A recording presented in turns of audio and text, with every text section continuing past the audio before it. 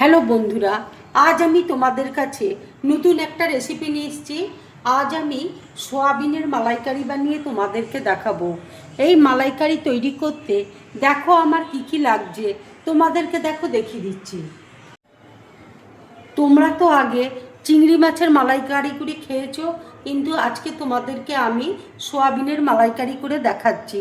আর এই রান্না করতে কি কি লাগছে তোমাদেরকে সেটাও দেখিয়ে দিচ্ছি। এখানে দেখো সোয়াবিন আমি সেদ্ধ করে নিয়েছি, ভালো করে দেখো জলটা আমি একদম নিংড়ে নিয়েছি। এখানে দেখো আদা আছে, নারকেল কোড়া রয়েছে, গোটা গরম মশলা রয়েছে, ঘি আছে, কাঁচা লঙ্কা আছে, কিশমিশ আছে, নারকেলের দুধ রয়েছে, কাজু আছে, চালমগজ আছে। এই দিয়ে দেখো আজকে আমি রান্নাটা তৈরি করব।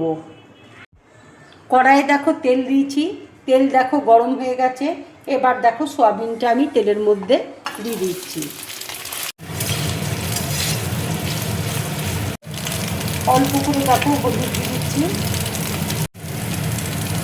আন্দাজ মতো দেখো নুন দিয়ে দিচ্ছি।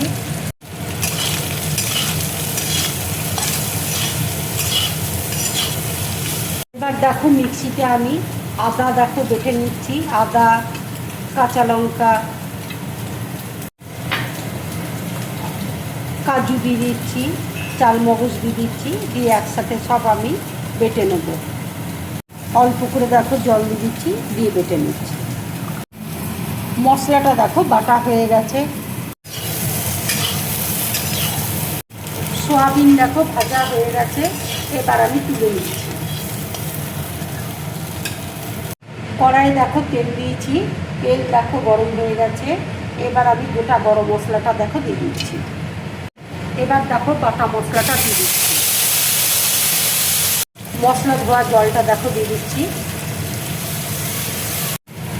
আন্দাজ মতো দেখো নুন দিয়ে দিচ্ছি। অল্প করে দেখো হলুদ দিয়ে দিচ্ছি। কিশমিশ দেখো দিয়ে দিচ্ছি।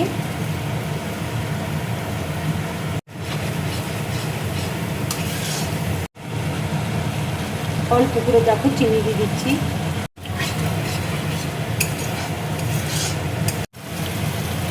ফ্রেশ ক্রিম দেখো দিয়ে দিচ্ছি।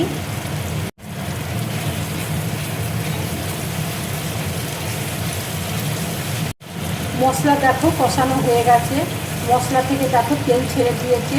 এবার আমি নারকেলের দুধ দেখো দিয়ে দিচ্ছি। এবার দেখো সোয়াবিনটা আমি দিয়ে দিচ্ছি।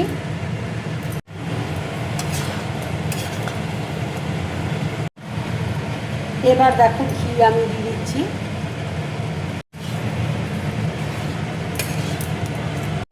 রান্নাটা দেখো হয়ে গেছে, এবার আমি গ্যাসটা অফ করে দিচ্ছি। রান্না দেখো আমার পুরোপুরি কমপ্লিট। এবার দেখো উপর দিয়ে আমি একটু নারকেল কোড়া দেখো দিয়ে দিচ্ছি।